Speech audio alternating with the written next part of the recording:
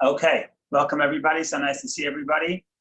Before we begin, we need to make a few introductions as usual. Introduction number one, Shir HaShirim, the Song of Songs, is a very important book in the Bible, of course, but it's also important in the prayers. If you are a Sephardic Jew, then Sephardic Jews recite the entire Song of Songs, all 8 chapters, every Friday afternoon before Shabbat. In other words, as Shabbat is beginning to enter, I believe it's after Mincha or before the evening service. So if you're a Sephardic Jew, you're reciting the Song of Songs once a week. If you're not as lucky to be a Sephardic Jew and you happen to be an Ashkenazic Jew, then you're not as lucky and you only recite the Song of Songs once a year, and that is on the Shabbat of Passover. If you happen to be Chabad, then I don't know how to say this to you in a nice way, but you're missing out because there's no set time that we say it. It's not in the prayer book. So therefore, you can be like me and go many years without reading the Song of Songs from start to finish. And if you're like me, you're in the minority within the Jewish people because, like I said, both Sephardim and Ashkenazim recite this on a regular basis. So the good news is that if you recite it on a regular basis, the upside is that you're more familiar with the book. The downside is, like everything else, if you read it all the time, maybe it's not as exciting, it's not as exotic. So if you're like me, this book is very exciting. I'm very looking forward to studying this book together with you. Also because I don't study it often enough, and also because there's so much depth and there's so much wisdom. And like I said, I don't believe I ever had time to delve in as deep as I should. And I'm looking forward to doing so in the next couple of weeks. So I am grateful that you're joining me on this journey. I'm looking forward to it. That's introduction number one. Introduction number two. What is this book even doing in the Bible? That is not a simple question to answer. In fact, there is a Talmudic debate in the Mishnah of whether or not the Song of Songs is considered a holy book, whether or not it's considered as one of the 24 books of the Bible. Well, would it be 24? Whether or not it's considered as one of the books of the Bible. So without getting into the entire background, the sages in the times of the temple declared that a holy book makes one impure. I know it sounds counterintuitive. A holy book should make you pure. No, a holy book makes you impure. The reason for that is basically the reason is that people would take the truma, the holy foods that you have to designate and give to the priests, and then they would take the holy books and say that food is holy and the books are holy. Let's put them together on the same shelf. And instead what happened is that the animals and the mice, whoever else, would come and eat the food, and they would also ruin the books. And the books were very holy and very expensive. So the sages declared that in biblical time, in the times that they kept the laws of purity and impurity, if you touched a holy book, you became ritually impure. So without getting into the technicality, the question then becomes, does Song of Songs make you impure? Which is really a question of, is Song of Songs a holy book? Is it a holy book, or is it just a beautiful song of love? It's a love story, and maybe it has a lot of wisdom. Maybe it was composed by King Solomon, who's a great guy, according to most accounts, at least for some of the time, he was a great guy. So maybe it's a wonderful book with a lot of wisdom, but maybe it's not part of the holy books. Maybe it's not holy. And there was a debate about this in the Mishnah, and there are 2 opinions. And then Rabbi Akiva comes in. Rabbi Akiva, one of the greatest sages of all times, Rabbi Akiva says, no, there should be no debate about. He says there is no debate about the Song of Songs, only about other books. And he says that there was never a holy day to Israel like the day that the Song of Songs was given to the Jewish people. And he says all the books of the Bible are holy, and the Song of Songs are the holy of holies. So Rabbi Akiva is saying not only is the book of Song of Songs holy, but it's actually holier than all the other books. Now that's a very strange statement. And of course, we know the end of the story. We know the book is included in the Bible. That's because we accept the opinion of Rabbi Akiva. Rabbi Akiva's opinion is that not only is it a holy book, but it's the holiest book. Why is it the holiest book? What's so holy about a love story between man and woman? And the answer, of course, is that it's a metaphor. It's a metaphor for the deep bond between the God and the Jewish people. And in that sense, it's holier than everything else, because all the other books give you information. They tell you about what God wants. They tell you about how we should live our life. But I don't know if there's another book that really describes the challenges and the experience of the Jewish person's relationship with God, as does the book of the book of Song of Songs, which is the Holy of Holies. So far we have two introductions. So far that's one introduction. We'll start with the second introduction. We'll label it as the first. The first introduction is that the sages accept this to be not only a holy book, but the Holy of Holies. Why? Not because because in addition to the simple meaning, it's really a metaphor for the connection of the Jewish people and God. That's the first important introduction. Second introduction. There are many challenges of reading this book. The reason why it's so difficult to read this book is because, first of all, it's poetry. And anytime, especially in Hebrew poetry, it's very hard to figure out what exactly the narrative is, what exactly is taking place, because all you have is the songs. All you have is the parts that the people are talking to each other. They're talking poetically, so it's very hard to understand exactly what they mean. And therefore, forget about what the analog is. In other words, what the nimshal, what the analog, what this song is trying to convey. What is it a metaphor? To which analog is it a metaphor? What is the simple story? What is actually happening in the actual simple story? And it's far from simple. It's not easy to ascertain. And therefore, there are many opinions. So what we're trying to do here is we have a double challenge. Challenge number one is to figure out what is the actual story. What happened? Is there a plot? Is there a plot, or is it just love songs? Maybe it's just a collection of love songs. Maybe there's a plot. So that itself is hard to ascertain. What is the plot?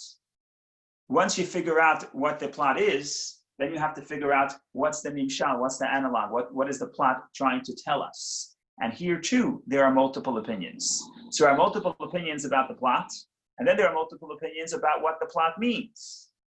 So you see the challenges of studying this book. You see, when you study the Torah, the 5 books of Moses, of course there are many, many layers of commentary, but at least the basic story, we know what it means, right? The basic story, there's a narrative. It's very easy to understand the basic story. Yeah, there are many layers, but the basic story is simple. In this book, the basic story is not simple. To the extent that some people, some modern scholars, we don't accept them, but some modern scholars believe that there is no basic story. They say it's just a collection of love songs. There are 8 love songs, or 5 or 6, depending how you count. And there is no coherent story. Why are they saying that? Because it's not so easy to ascertain what exactly the plot is telling us. But we're not gonna take the easy way out. We're gonna assume there is a plot. We're gonna try to figure out what the plot is. We're gonna try to figure out, once we figure that out, we try to figure out what the plot represents. So you see here the challenge. The challenge is there are multiple ways of learning the plot and multiple ways of learning the interpretation of the plots. And now what we can do is also look, now there are other challenges, which is how exactly to read the book. You can read the entire book and then try to explain the entire book based on the simple meaning and then based on a deeper interpretation. Or you could do a verse by verse, which is, both ways are not so easy. What we're gonna try to do is we're gonna try to do a section at a time. And if, with God's help, what we'll try to do today, the roadmap for today, is spend a few minutes on trying to figuring out the basic plot of the beginning of the plot, the first stage of the story. And after we discuss the first stage of the story and what the obstacles are and where the story is headed, then we'll take the last few minutes and talk about what the interpretation of this metaphor. What's the interpretation of the metaphor? And of course, we're going to give multiple opinions, but we're going to give 2 or 3 general opinions. So that's really the roadmap of what we're trying to do today. We're going to try to figure out at least the first part of the story. We're going to define the first part of the story as the first chapter, or a little bit more. The first chapter and a few verses of chapter 2 is the first part of the story, and we want to figure out what exactly is happening. What's the story? We know there are songs here. And people are talking. We know there are certain obstacles to this relationship. what is the story? Okay, just to bring you an example of how complicated this story is to figure out what the story is saying. It's so complicated that the sages, that there's a dispute between the commentators of how many main characters are in the story.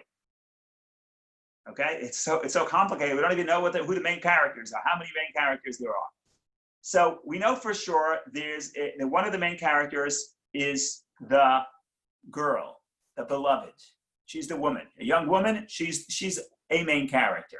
We know she has brothers. We know she owns a farm. We know she owns a kerem, a vineyard. We know that there are certain obstacles in her life, but she's a main character. The question becomes, who is her beloved? Now, there are two interpretations. One interpretation, the more common interpretation, is that her beloved is the king. She loves the king. She's a simple girl, and she loves the king.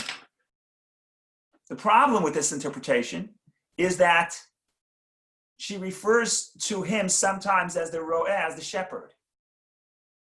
So is the king and the shepherd the same person? Or is the king and the shepherd two separate people? So one way of reading the entire story is that the king and the shepherd are two separate people. She loves the shepherd. And all the talk about the king is just to contrast the king and the shepherd. But she really loves the shepherd. That's one way of learning the story. Some traditional commentators read it that way. But most of the traditional commentators read it the other way, that the king and the shepherd is the same person. She loves the king, she loves the shepherd, it's the same guy. Why does she refer to him as shepherd if he's a king? Well, that's part of the mystery. That's what we have to figure out. So all I'm doing is bringing an example of how the story is difficult to decipher, that even something so important to the story as how many main characters are there, even that is not clear from the actual reading. So this is just an example of the challenges that lay before us. But again, challenges is not a reason to turn off the phone or switch to the next channel. Challenges is a reason to fasten the seatbelt and get ready to unpack, get ready to investigate.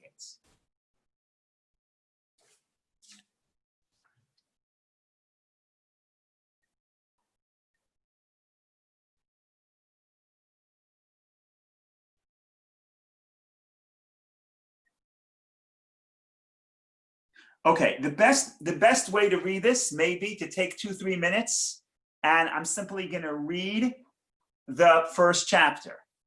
Okay, if you have the link that I sent in the email, is wonderful. If you don't, you could just Google, put into your search engine, put in Song of Songs Chabad.org, and you will get the Song of Songs in Chabad.org, and that is the translation we want to use. I just want to say that there are some okay, I'm using this translation for various reasons, but not going to get into it right now. Okay, so here's what I want to do. I want to just read. It's not that long. It's 17 verses, so it should take us 2-3 minutes. And I just want to point out, as we read, I want to point out just a little bit, maybe potentially, what's happening here. What are the obstacles? What is the woman? What is the girl trying to achieve with these words? So I'm just going to read a few. I'm starting at verse 1. The Song of Songs, which is Solomon's. I guess that means that Solomon wrote the book. Maybe yeah, maybe no. I don't know. Let him kiss me with the kisses of his mouth, for your love is better than wine. Okay, that's nice. Because of the fragrance of your goodly oils, your name is oil poured forth. Therefore, the maidens loved you. Okay, what do we know about this guy? That he's in the oil business. No, I'm kidding. He has beautiful perfume. Today, we put perfume in alcohol, I think.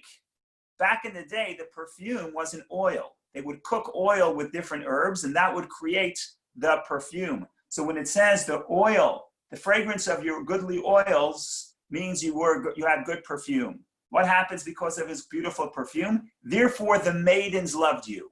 Okay, what do we learn from here? This girl, that's the main character of the book. She's not the only one who loves the king or who loves this person. That's the maidens. Many maidens love him. Oh, so there's competition. There's competition for the love of the king. Okay, some drama. Draw me, we will run after you. The king brought me to his chambers. We will rejoice and be glad in you. We will recall your love more fragrant than wine. They have loved you sincerely. Okay, what is verse 4 saying? Verse 4 seems to be saying, draw me after you. She, the girl, wants the king to draw her alone. And the problem is that in verse 4 it says, everybody loves you, all the maidens love you. And even in verse 3 it says the maidens love you. In verse 4 it also says, they have loved you sincerely. There are many people competing for the king's love. And yet the maiden, the girl, says, draw me. In the singular, draw me. I want you to love me and not the other people. Okay, so now that we talk about the other people, we have to look at the relationship between this girl and the other girls. And you will see here the problem is that this girl has to compete, but the problem is that the other maidens don't think she's that beautiful. Why? Because she is, how do they translate it here?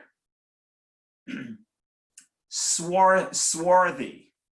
No idea what swarthy means. Shacharchoret. Shacharchoret comes from the word shachor, black. So it's either black or brown.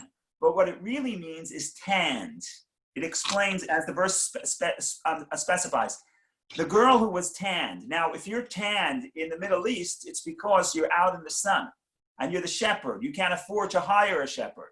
If you're wealthy, you could stay in the tent and you're not exposed to the damaging rays of the sun. So let's read verse 5 here. Verse 5 seems to be saying, she's arguing with the girls of Jerusalem and saying, don't look at me and don't see me as somebody who is tanned, meaning brown, meaning non-beautiful. That's only external. Deep down, I'm really beautiful. So we have the problem here is she's competing with the love of the king. She's competing for the love of the king. And her relationship with the maidens of Jerusalem, with the girls of Jerusalem, is also sort of competitive. She has to, in some sense, she has to apologize for her appearance and say, don't look at me as I am externally, which is tanned. Look at me as beautiful. So that's verse 5. I am black. Oh, shorani, yeah, I missed verse. I am black, but comely. Nava, beautiful. O daughters of Jerusalem, like the tents of Kedar, like the curtains of Solomon. This is beautiful. Kedar are the Arabs. The Arab Bedouin tents were black on the outside and colorful on the inside, right? Because if you're in the tent, then outside is just going to get burnt by the sun. But he says in the inside they were decorated. So she says, don't look at me as black because I'm black, but I'm beautiful. And I'm like the tents of Kedar, the Arab tents. The outside they're black. In the inside, however, it's like the curtains of Solomon. The curtains of Solomon are the curtains of the king, very beautiful curtains. And he continues, do not look upon me disdainfully because I am swarthy, for the sun has gazed upon me. My mother's sons were incensed against me. They made me a keeper of the vineyards. My own vineyard I did not keep. So we're not going to get into all the metaphors here. Bottom line is her brothers are taking advantage of her. Her brothers have vineyards. She has a vineyard. She is forced by her brothers to maintain the vineyards of the brothers. She has no time to worry about her own vineyard. But the bottom line is she's outside guarding the vineyard, and therefore she's exposed to the sun. So first thing she says is, don't look at me as non-beautiful because that's only external. And who does he tell it to? To the other maidens of Jerusalem. So there's some competition between her and the maidens of Jerusalem. She wants the king to look only at her and to draw her alone. They don't think she's too beautiful to begin with.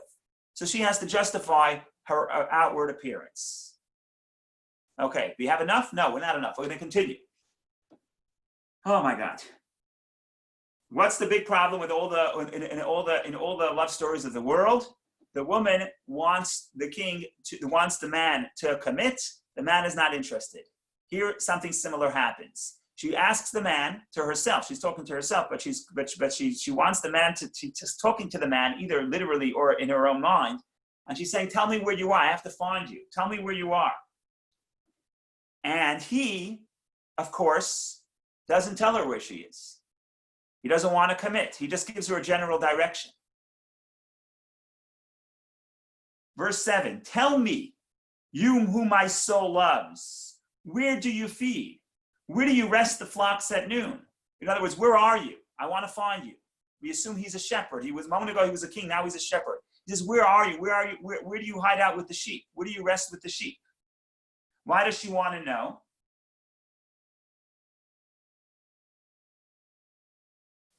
For why should I be like the one who veils herself besides the flocks of your companions? She's saying it's not appropriate for me to put on my veil and have to walk between all the shepherds to try to find you. It's like not modest. So I don't want to walk around all the shepherds. Tell me where you are and I'll find you. What does he say? He's not telling her where he is. If you do not know, O fairest of women, go your way in the footsteps of the flocks and pasture your kids beside the shepherd's dwelling. What does he say? You don't go look for me, go find me. You don't want to walk around the shepherds, everyone will think you're not modest. So become a shepherd, take your own sheep and follow all the shepherds, and nobody will know that. Everyone will understand why you're walking around the fields, because you're a shepherdess. Like somebody once said, this is exactly the problem with any conversation between a man and a woman. The woman presents a problem. She says, where are you? You have to tell me where you are because I can't go looking for you. What is she saying? Because I can't go looking for you because people are going to think that I'm not modest.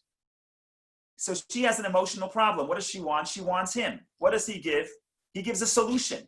He says, you don't want to look bad? So take some sheep and make believe you're a shepherd. She didn't ask him for a solution. She really wants to know where he is. But he's not telling that information yet. Why not? We're not sure. But he's not telling her where he is. Instead of telling her where he is, he praises her because he's saying no. He's not telling her where he is, but he's afraid she's going to run away. So he gives her some compliments. Now, some of the compliments here are strange. They're so strange that even this translation, which tries to be literal, has to change it. Verse 9, at the gathering of the steeds of Pharaoh's chariots, have I silenced you, my beloved.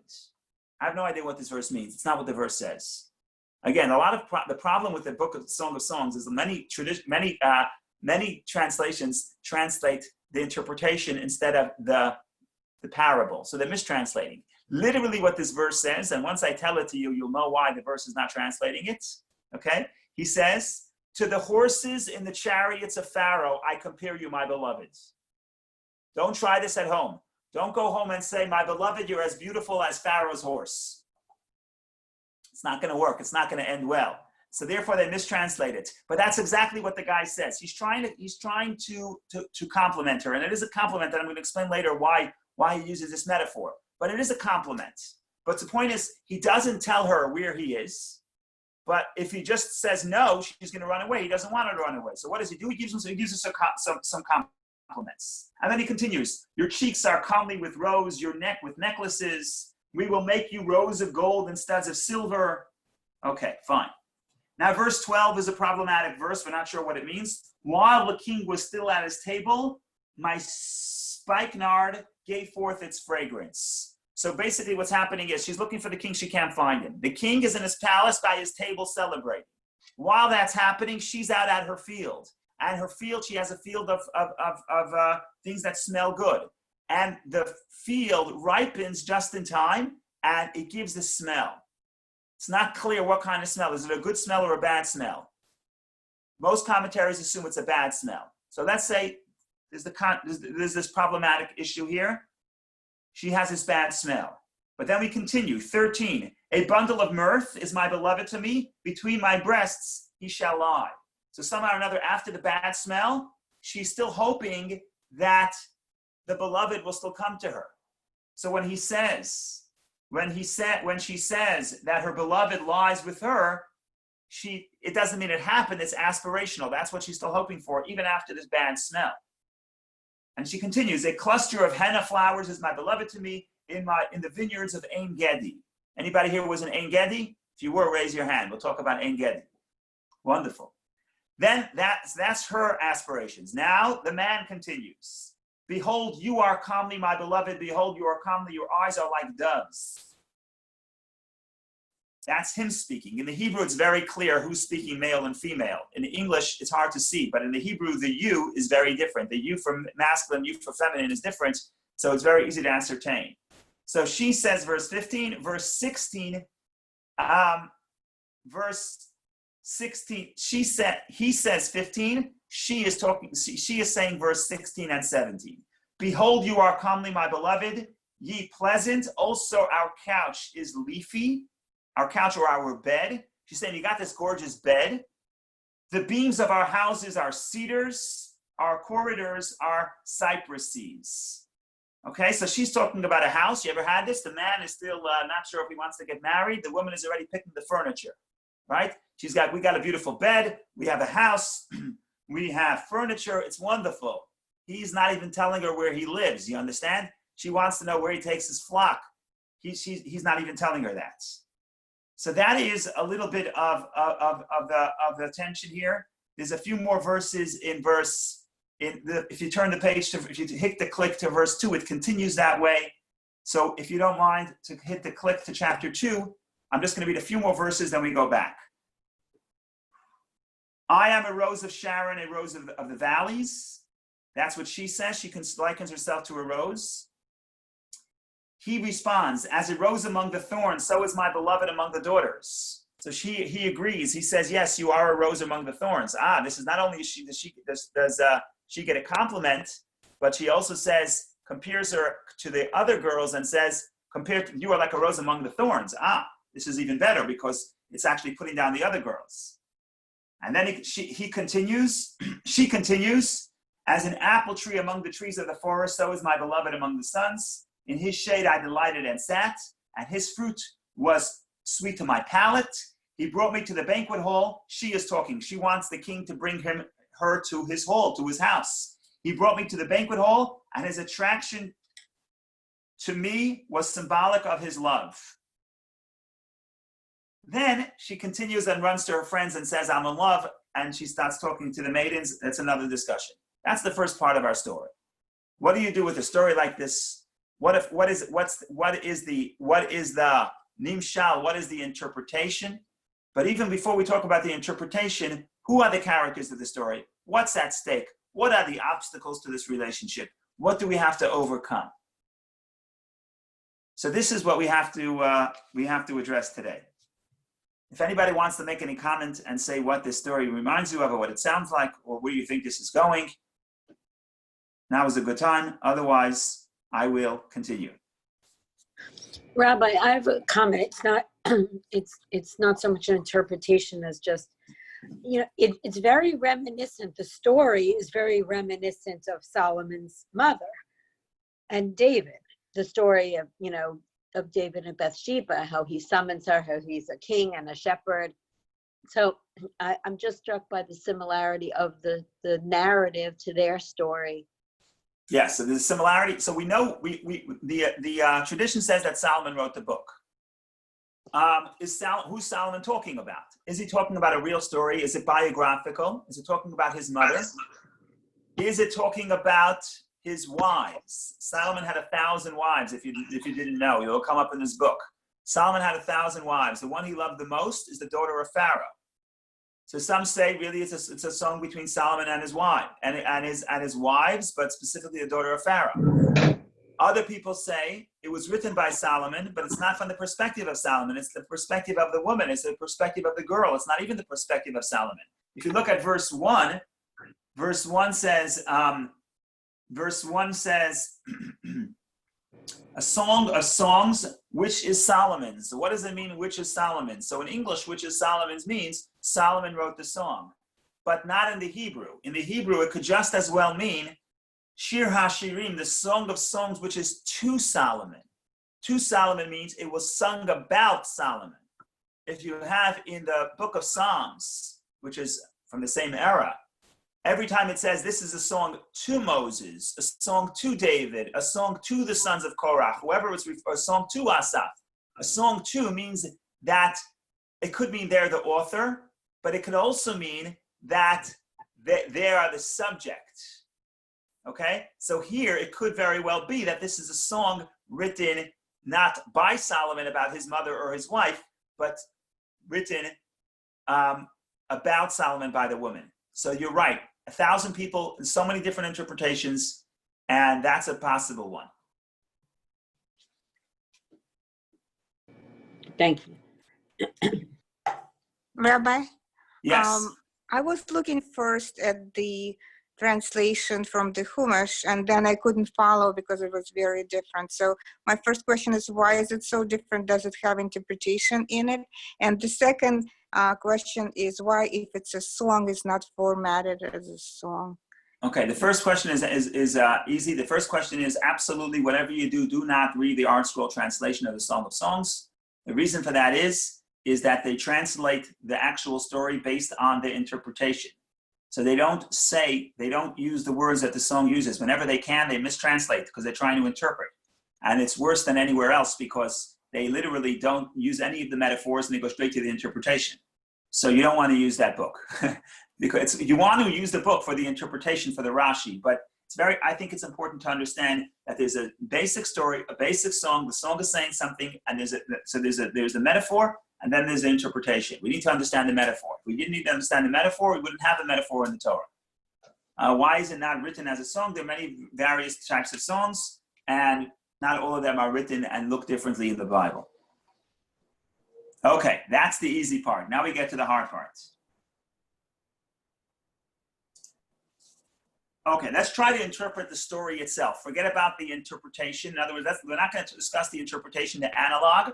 We'll do that in a few minutes. But let's begin by trying to figure out, is there a plot? What is the plot? What is the obstacles for the main characters? What's the greatest challenge of the book? So, the journey begins. The greatest challenge of the book, according to some interpretations, in other words, what's the obstacle to the love here? So you will see, we already read that the one obstacle is that it keeps coming up is there are other women involved. There's the other maidens, the girls of Jerusalem. It keeps coming up. Benot Yerushalayim, the daughters of Jerusalem, keep coming up. So that's one element of the plot. There's competition for the love of the man. Let's assume he's the king. We're going to follow the interpretation that the king and the shepherd is the same person. Why she refers to him as a shepherd, we'll discuss that later. We'll discuss that today. But there's competition for the love of the king. That is one important obstacle. Another important obstacle is that there are guards of the city. We didn't read it yet, but if you go to chapter 3 verses after we read, you read about the guards of the city. The guards of the city come up again and again in the book.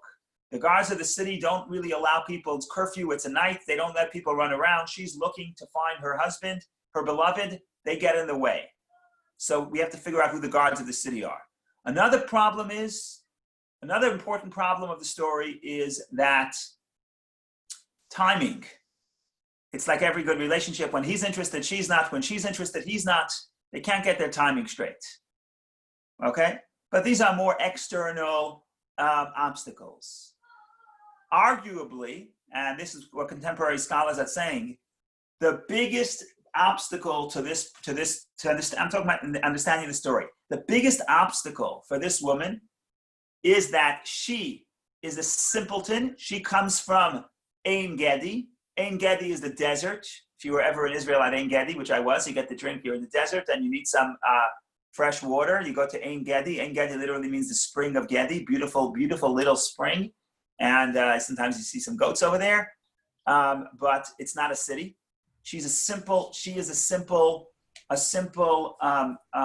woman from a simple place, and he is the king.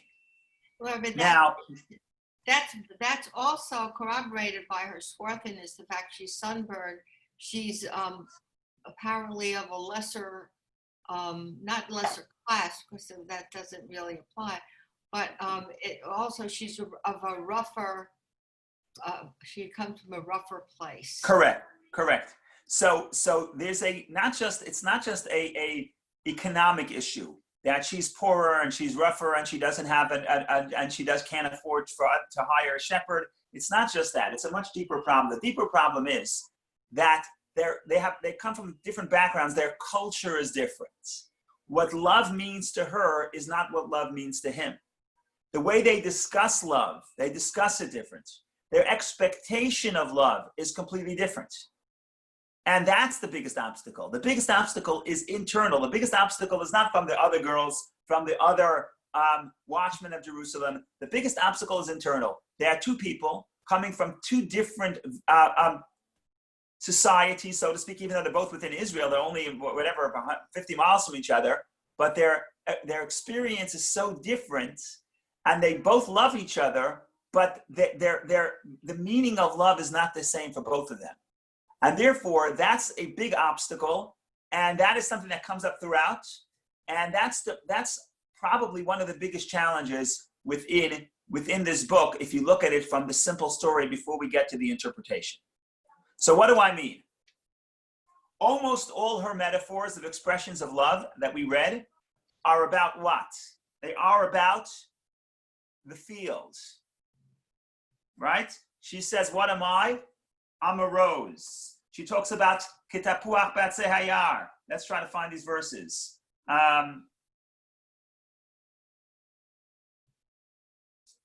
She keeps talking about a bundle of mirth is my beloved to me. A cluster of henna flowers is my beloved to me. In the vineyards of Ein Gedi. She continues in chapter 2, which we read. She says, I am a rose, right?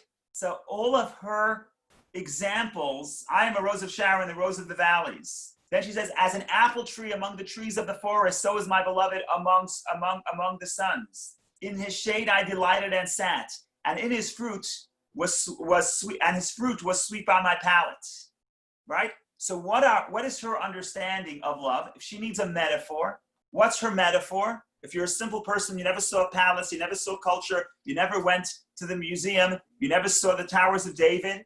So what's beauty? What's beauty is the field. The field, the orchard, the apple tree, the rose. These are her expressions of what beauty is. What does he think is beautiful? Now we get back to what you should not try at home. He's a king. What's the king? What's the might of the king? His army. Without an army in the Middle East, you're done. In the army, what's the most important technology you have? It's not the F-16. It's the chariots.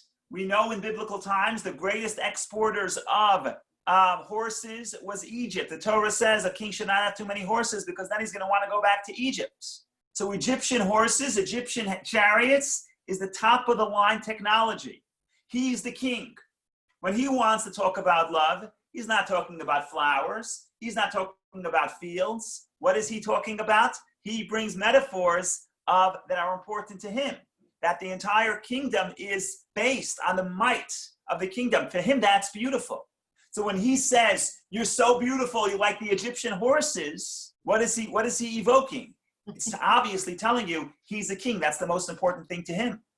Now, if she likes flowers and she likes the rose, and he says, you're as beautiful as my chariot, what does that mean? It means they're not communicating. It means that there's an obstacle in communication. What she values is not what he values. That is a very important obstacle in the story. But that's not yet the biggest obstacle. The biggest obstacle of the story is she constantly wants to be intimate. What do I mean by intimate? She wants to be alone. She wants it to be just her and her beloved. That's impossible for a king. If you're a king, there's going to be other people around. First of all, you have a secret service. Later, we're going to say there were 60 men around his bed. Okay? So you got secret service. In addition, if you're a king and you're like Solomon, you want to have many wives. Why do you want to have many wives and many foreign wives? Well, because they're beautiful, but that's not the only reason. There's also practical reasons. The practical reasons are, then you have a kingdom, then you have alliances. If you marry the daughter of Pharaoh, she may be a nice woman, she may be beautiful, but it also helps for politics. It helps for the foreign affairs. So the king in the palace is never alone with anybody. And later on, we'll describe the wedding. You will see that he talks about how he's surrounded by 60 people and surrounded by other maidens. So there's full of girls. But to him, that's not a contradiction because of all the women, he likes her the most. She doesn't see it that way. She doesn't understand that. She doesn't come from the palace. She thinks that for her interpretation, the idea of love has to be that there's nobody else around. We have to be able to run away under the trees with no one else around. That's intimacy for her. But that's not intimacy for him. It doesn't work in the palace. So here you have two examples where you see that the obstacle in the verses we read, in addition to the competition for the other girls, which is external, the real obstacle is internal. There are two people in love, Every love story has an obstacle that you overcome the obstacle. That's easy. Any love story has that. But the reason why this obstacle is so complicated, or the more difficult obstacle, is the internal. They come from a different place. They come from a different culture. They do not communicate. Or they communicate, that's the problem. They communicate, but they're not speaking the same language. They don't have the same expressions and descriptions of what love is and what they imagine. Right? When he talks about his love to her, he mentions the chariot of Pharaoh. And what does he mention? Then he mentions jewelry. Your cheeks are comely with rose. Rose means rose is rose of jewelry. Your neck with necklaces. We will make you rows of gold with studs of silver. Okay? Again, he's talking about gold, silver, wealth. He's talking about chariots of Pharaoh. She's talking about the apple tree. She's talking about the rose. She's talking about her field, her orchard. Different set of values. Okay, it's 10:44. I'm not going to stop here because we have to give a little bit of the interpretation of what this is referring to. But what I will say before, so we're going to go a few minutes over time. I apologize for that. But what we will say, first step. So most commentaries talk. Everybody virtually says this is a metaphor for God and the Jewish people. God being the man, the king. The Jewish people being the girl, the bride, the woman. How exactly it plays out, we'll talk about that soon. But what you see already is that what's the number one obstacle between God and the Jewish people? What's the number one obstacle? Well, you could say the number one obstacle is the other people, the other girls of Jerusalem. Meaning to say, we have other nations. We're pressured by the other nations to follow their idols. We'll talk about that when we talk about the analog. We talk about the interpretation. So there is competition. There are other girls pulling us in other directions. That is an obstacle and an important one. But that's not the deepest obstacle. The deepest obstacle is we are human and God is infinite. We're like the girl from Ein Gedi. God is the king in the palace. Our understanding of what God is very different than the reality from God's perspective. So this is addressing a deep problem within the love story between the human being and God. What's the love story? We're simple. We're the simple girl. He's the king. Not only do we not come from the same place, we don't even understand each other. The expressions, what we think is beautiful is not what God thinks is beautiful. What God thinks is beautiful, infinity, is not what we want. What do we want? We want closeness. He's the mighty king. We don't want the mighty king. We don't want his exaltedness. We want his closeness. So this is just before we even get into the interpretation, you see here that the biggest challenge of the relationship between God and the Jewish people, just like in the metaphor between the girl from Ein Gedi and the mighty king. So for us, it's the fact that we are finite, limited physical beings, and we're the simple girl, and God has a different set of values. And what we think is love is not what God thinks is love. And what we think is an expression of love, an expression of intimacy, is not what God necessarily sees it the same way. And that is an important obstacle that we're going to have to learn to overcome as the story progresses. Okay, that's point one. Now we have to start getting into what the interpretation is and what exactly this happens. So I'm just going to give a little introduction here. Little introduction is that generally there are two ways how this story is read, how the interpretation is offered. One is historic, meaning to say that the relationships, challenges, and the triumphs, because there are ups and downs in this relationship. So the triumphs and the ups and downs are an expression of the Jewish history. In other words, you go back to the Egyptian exile, you go back to the Jews in Egypt, and it goes through all of Jewish history until the second exile. That's what this metaphor, that's what this love story is expressing. So you'll ask me, how does Solomon know what's going to happen in the future? Well, Solomon is a prophet. Maybe that's why the rabbis insist that it's not a love story, it's actually a book of prophecy. That's why it's holy. So that's the classic interpretation. Rashi offers that interpretation, the Medrash offers that interpretation, and many others as well. And then it's very interesting to track which historical events are connected to which parts of the story and track how the story unfolds. And we'll learn something about the nature of exile, the nature of the first redemption, and the first exile, second exile, et cetera, et cetera. And And just like any relationship, there are triumphs and there are challenges. And in our relationship to God, Jewish history is about the ebb and flow of the relationship between the God and the Jewish people. That's what history is really about. So that's one general way of reading, and that's what we're going to do. There's another way of reading is that it's not necessarily historic. It is historic, but in addition, it can also be every person with their relationship with God. It begins with a sort of immature love, and then it develops. As the challenges arise and as you overcome the challenges, your relationship with God develops. So you can read the story as historically, this spans Jewish history, or you can look at it as within every person, you're going to go through all these steps. And some say that Solomon himself was going through these steps. His relationship with God himself tracks this story. But we're going to stay simple for now, at least for today, and we'll talk about the metaphor, the interpretation of the metaphor as it will happen as it happens historically. What happens historically? Historically, we're in Egypt. We're in Egypt. Is there anything special about us externally? No. We are amongst all the other nations of the world. We're actually within Egypt, influenced by the other nations. The sages say we were idol worshippers. So we're black. In other words, we're tanned. We're exposed to the negative elements of the world. We have to insist that that's superficial.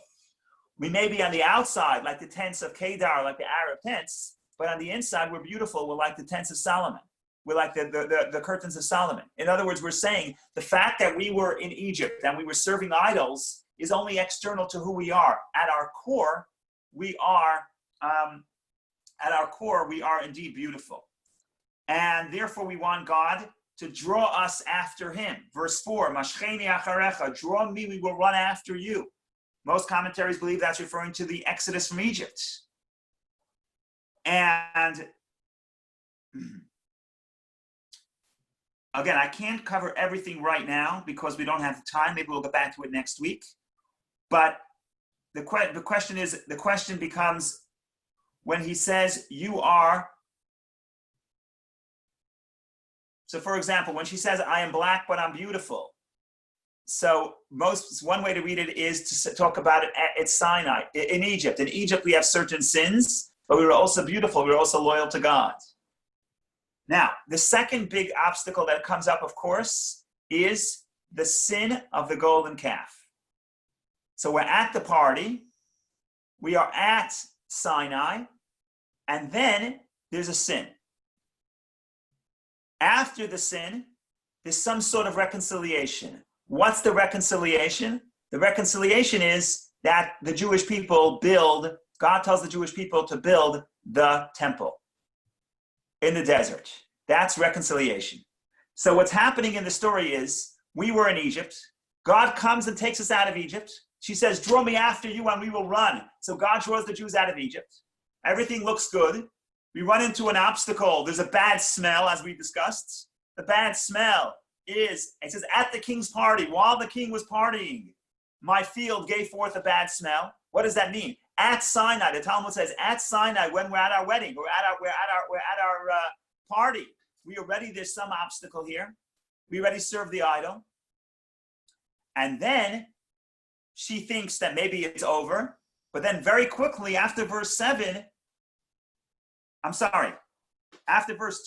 where it says, while the king was still at his table, my spikenard gave forth its fragrance, which is the bad smell. Right after that, it talks about, a bundle of mirth is my beloved to me. Between my breasts he shall lie. Bein Shaddai Yalin. Yalin comes from the word dwelling. What do we know? What's the Mishkan? The Mishkan is a dwelling place for God. Even after the great sin of the golden calf, right after that, the relationship is not over. In fact, God lies with the Jewish people. The Talmud has an interesting interpretation. What is the metaphor of between my breasts he shall lie? What's the breasts here? What's the metaphor? So the Talmud says, if you looked at the Holy of Holies, if you're standing in the temple and you look at the Holy of Holies, what do you see? Well, you don't see anything. There's a curtain. But what you do see is the two sticks of the ark protruding through the curtain. And when he says between my breasts, what he means is, the Talmud says, God dwells between the Badei Haaron, between the sticks of the curtain. That's the metaphor of the two breasts as the two sticks of the curtain that are protruding. So we get very detailed and detailed in looking at every metaphor. We don't have time to do this all day, to do every verse here right now today. Hopefully we'll continue. But that is what that's where the verses are going. Now, in verse 16 and 17, she talks about the beams of our houses are cedars, our corridors are cypresses.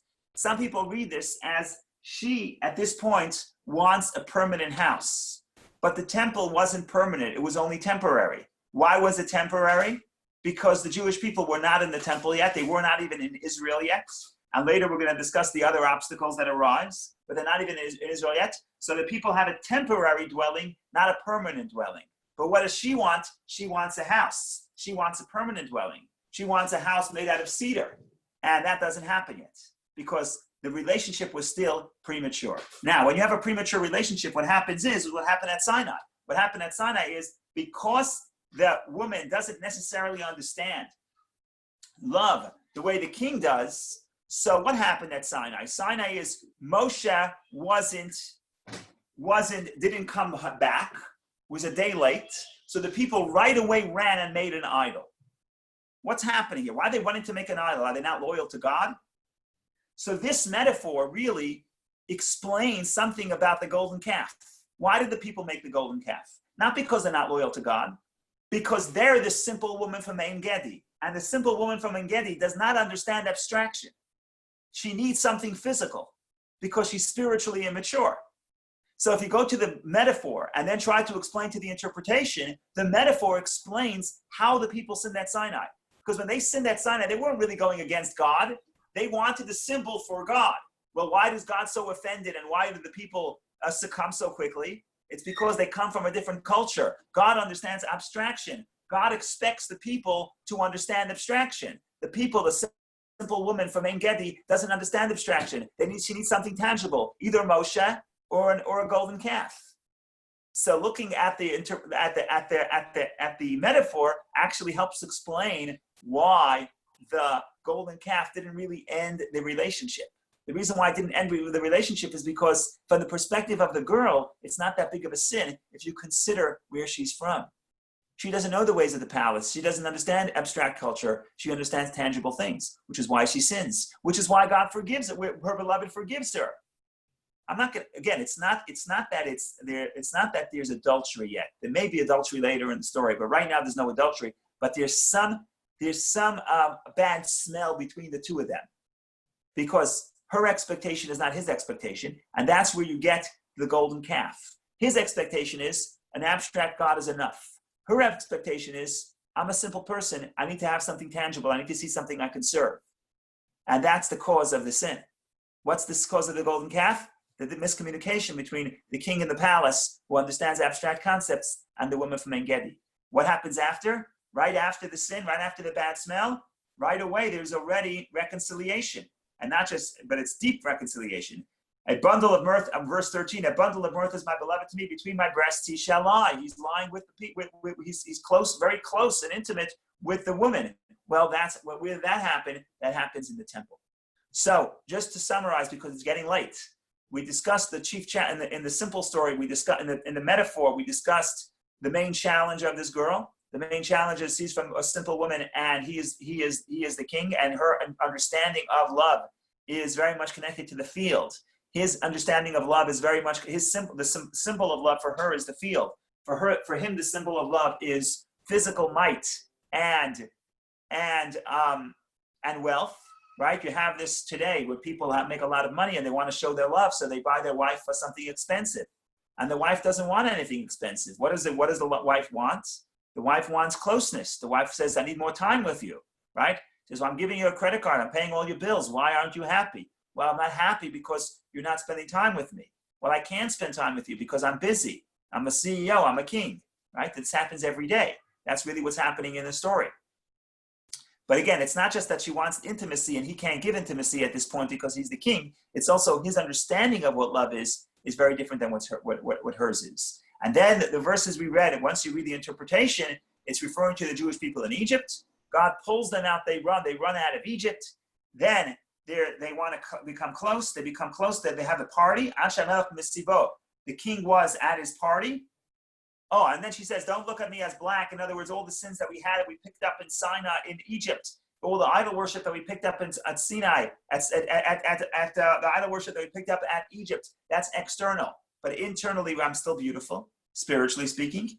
And then we talk about the fact that when the king was at his party, while the king was still at his table, what's his table? Presumably, there's a celebration here. She's at the table too, presumably. According to the interpretation, that is the people at Sinai. While that happens, she gets this bad smell. She gets this sin of the golden calf. Afterwards is reconciliation, because part of the reconciliation is simply because God understands where she's coming from, and therefore God still stays with her. Between my breasts he shall lie. And then you see that she wants more permanence, but we're still in the desert, so the permanence has not come yet. And now, next week when we get together, we will talk about what the woman's takeaway from the story is, and what she runs back. What does a woman do after a date, or a young girl do after the date? She runs and tells her friends what happened. And that's what's going to happen in chapter 2. She runs to the girls of Jerusalem and tells her the takeaway of what just happened and how interpretation is for what happened. And then the plot continues and gets to the next scene. So this has been the story in short. Thank you for joining me on this journey. Anybody has any questions, now is a good time. Otherwise, we will hopefully resume in good health next Wednesday at 10 a.m. I am looking forward. Rabbi, it makes all the difference when you know the gender of the speaker. Yes, in Hebrew it's clear. Yes, it makes no sense, or it makes little sense. But what you just said just opened it up totally. Right. So there's a lot we don't know about the story, but the gender of the speaker we almost always know. Not always, but almost always. Okay. Thank you. Wonderful. Thank you, Jill. Thank you. See you soon. Yes, God willing, in good health. If not, we will.